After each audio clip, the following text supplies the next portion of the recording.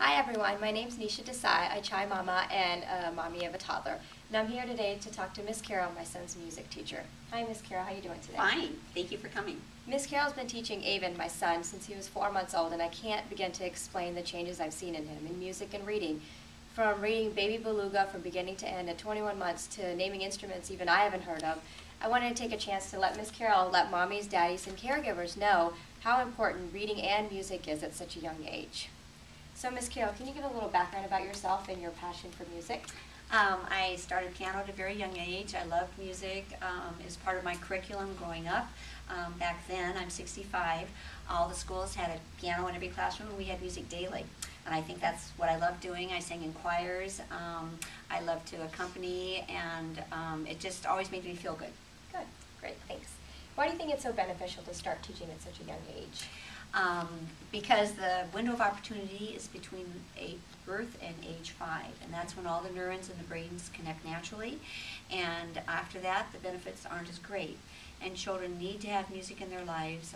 It helps them with their vocabulary, learning the words. They start learning rhythm and melody, which is important, and it helps them academically, and it's just a wonderful, soothing, social, mental stimulation.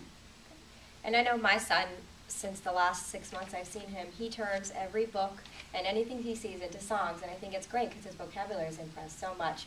Why do you think reading and music go hand in hand so well? Well, if you read a book, you're seeing pictures and hearing words. You're at this level. If you sing it, this still happens, and then you add melody and rhythm. So it's always a higher learning experience. And most of the teachers all know that the power of music is that they can learn faster through singing than just simply reading. An example is the alphabet song. Okay, great. And I know a lot of parents have aha moments with their kids when they see them do something, and I'm sure you've experienced some in your class of a child learning a song or reading something. Can you give a couple examples of things you've seen?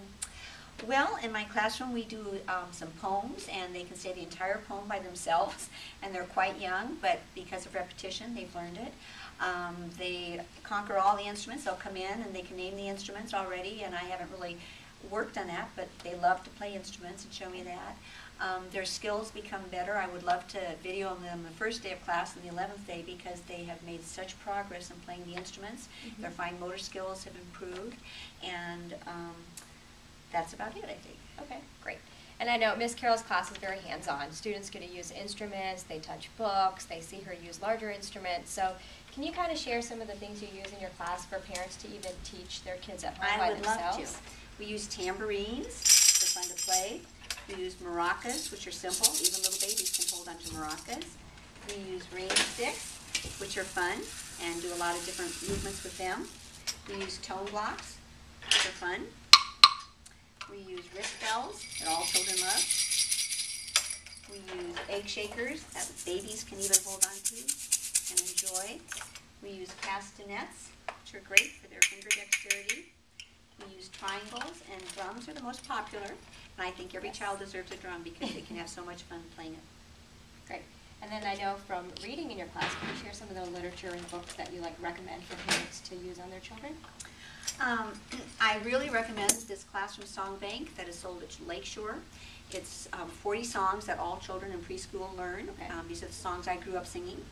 And when these children know these songs before they get to preschool, they are the leaders in the classroom because their vocabulary is so huge, and they know all the melodies and rhythms. So this is a great source. I also love this one, Baby Einstein Meet the Orchestra. My parents tell me that their children can name every instrument just from watching this. So this is a great thing to purchase. The We Sing series is wonderful. All of them are. They have colors, numbers, dinosaurs. They even have instruments, and they all come with CDs, which is great. And these two teachers started out with their little ones and realized that the public didn't have enough books on this, so they started writing books on We Sing Learn. And another favorite one, this is probably for a little older, but parents can learn a lot if they don't have a music background. The Smithsonian Institute has put out Alphabet of Music, and it comes with a CD. And the most wonderful thing is a child can read it himself, because when they're supposed to turn the page, the CD says ding. Oh, that's great. So they can do it themselves. So if you can give parents one piece of advice from your experience, what would you give them? I'd say start music the day they're born. we talk to them as soon as they're born and never think about, them not talking to them, and music has to start that early too.